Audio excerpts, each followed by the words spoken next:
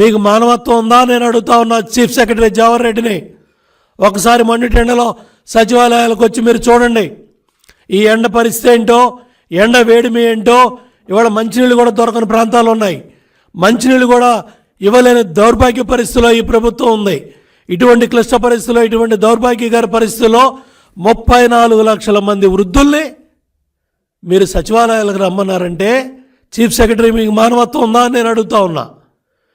మురళీధర్ రెడ్డి నీకు మానవత్వం ఉందా సెర్ఫ్ సీఓ అని నేను అడుగుతా ఉన్నా.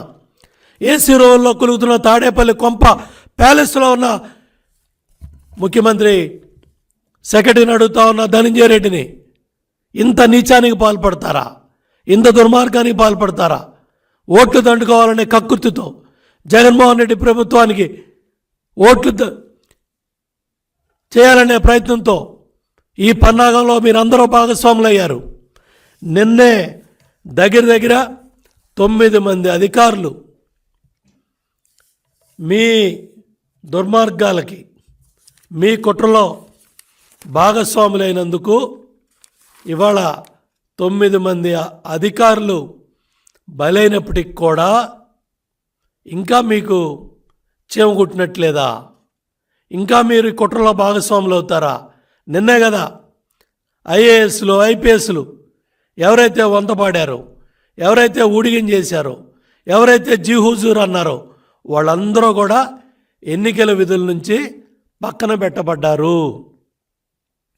ఇది చూసినప్పటికి కూడా మీలో మార్పు లేకుండా ప్రభుభక్తితో ఇవాళ జగన్మోహన్ రెడ్డిని కాపాడాలనే ప్రయత్నంలో భాగంగా మాత్రం కూడా దీని మీద గుణపాఠాలు నేర్చుకోకుండా బాధ్యత గల కీలకమైన పదవుల్లో ఉన్న మీరు ఈ దుర్మార్గాలకి పాల్పడుతున్నారంటే సమాధానం చెప్పమని నేను అడుగుతా ఉన్నా.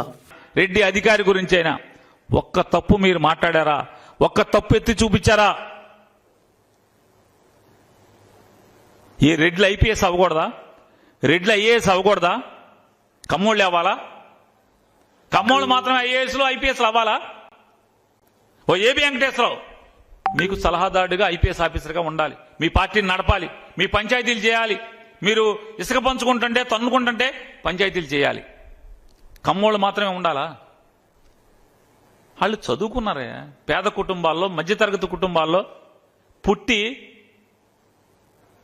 చదువుకుని అక్షర జ్ఞానం సంపాదించి కష్టపడి అహోరాత్రులు శ్రమించి ఐఏఎస్, ఐపీఎస్, డైరెక్ట్ డిఎస్పీనో, గ్రూప్ 1 ఆఫీసరో, ఆర్డీఓనో దళితులు, రెడ్లు అయితే ఇవాళ కేవలం వాళ్ళు దళితులని, రెడ్లని